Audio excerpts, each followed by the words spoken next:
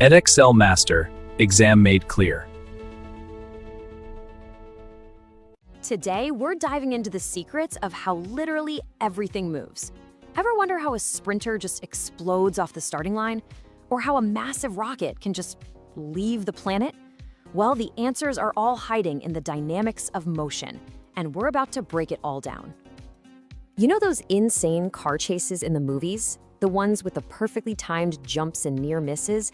It looks like total chaos, right? But it's actually pure physics. Stunt coordinators use the exact principles we're talking about today to predict down to the inch where a car is going to be so they can capture that perfect, heart-stopping shot.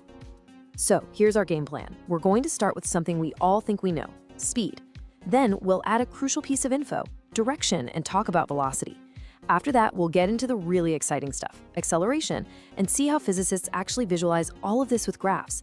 And finally, we'll open up the physicist toolkit itself. Okay, let's kick things off with a concept we deal with every single day, speed. It's really the most basic way we have of answering that simple question, hey, how fast is that thing moving? At its absolute core, speed is a pretty simple idea. You just take the total distance something traveled and divide it by how long it took to travel it. That's all this formula, v equals s over t, is really saying, where v is your speed, s is the distance, and t is the time. This is the bedrock of everything else we're going to talk about.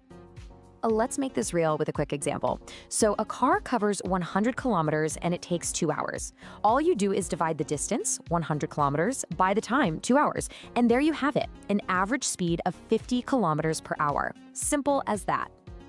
But you know, there's a really important difference here.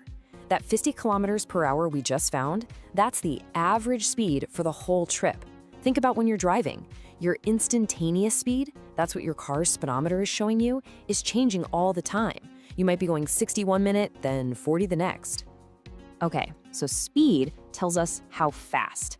And that's useful for sure, but it's missing a huge piece of the puzzle. I mean, if you're giving someone directions, you wouldn't just tell them to drive 50 kilometers per hour, would you? Of course not. You tell them which way to go. And that is where velocity comes in. So here's the absolute key difference. Speed is what physicists call a scalar. It only has a size, a magnitude. Velocity, on the other hand, is a vector. That just means it has both the size and a direction. So 50 kilometers per hour is a speed, but 50 kilometers per hour north, now that's a velocity. See the difference? And this is just a brilliant way to see it in action. Picture a race car on a circular track. Its speedometer might be locked in at, say, 100 kilometers per hour, so its speed is constant. But because it's constantly turning, its direction is constantly changing. And if the direction is changing, guess what? The velocity is changing too. Okay, now we're getting to the really fun part, the part that's all about change. How do we even talk about something when its velocity isn't constant? Well, that, my friends, is all about acceleration. Acceleration is just a fancy way of saying the rate of change of velocity. The formula here shows you how to calculate it. You take the final velocity, v, subtract the starting velocity, u, and then divide all of that by the time it took. And a key thing to remember, it's not just about speeding up. Any change in velocity at all counts as acceleration. Now the unit here, meters per second squared, can look a little weird at first. I get it. But there's a really easy way to think about it, just like it says here. It's the change in speed, which we measure in meters per second, that happens every single second. Let's run the numbers on this one. A car goes from 20 up to 30 meters per second, and it takes 5 seconds to do it. So the change in speed is 10 meters per second, right?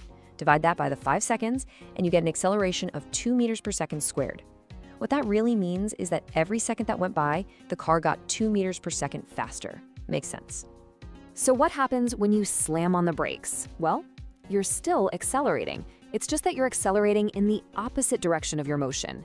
Physicists call this negative acceleration, but we've all got a much more common word for it, deceleration. All right, so we've got speed, we've got velocity, and we've got acceleration. But how on earth do physicists keep track of all this at a glance? They don't just stare at numbers all day. They turn those numbers into a story, and they do it using graphs. On a distance time graph, the slope of the line is everything. If you see a totally flat, horizontal line, it means you're not moving at all. You're stationary. If the line is straight but sloped, you're moving at a nice, constant speed. And if it's a curve, Well, a curve that gets steeper and steeper means you're accelerating, and one that starts to flatten out means you're slowing down. And we can use that same exact logic for velocity time graphs, but here, the slope tells us all about acceleration. So a flat line, that means constant velocity, so zero acceleration. A straight sloping line tells you you've got constant acceleration. And just like before, the steeper that slope is, the higher the acceleration. And get this, these graphs have another awesome trick up their sleeve. If you actually calculate the area underneath the line on a velocity time graph, that number is the total distance the object traveled. It's an incredibly cool and powerful shortcut. Okay, time to bring it all home. All of these ideas, speed, velocity, acceleration, distance, and time, they're all connected. They're linked by a handful of really powerful equations that make up the essential toolkit for any physicist studying motion. And this table right here, this is it. These are the master keys, the key equations of motion. You can see how they tie together everything we've talked about. Armed with just these formulas, a physicist can solve for almost any unknown variable and predict the future of something's motion with amazing accuracy. And let's be clear, this is not just some abstract math problem. These exact equations are being used every single day. They're used to design safer cars, to plan the perfect trajectory for a mission to Mars, to help an Olympic athlete shave a millisecond off their record. And yeah, to bring it full circle, they're used to make those mind-blowing movie stunts a reality. So, the next time you're in a car or watching a football game, or even just see a leaf falling from a tree, take a second to remember the invisible physics that are making it all happen. The laws of motion are literally everywhere, written in a language you now understand. So the only real question left is, what are you going to see differently?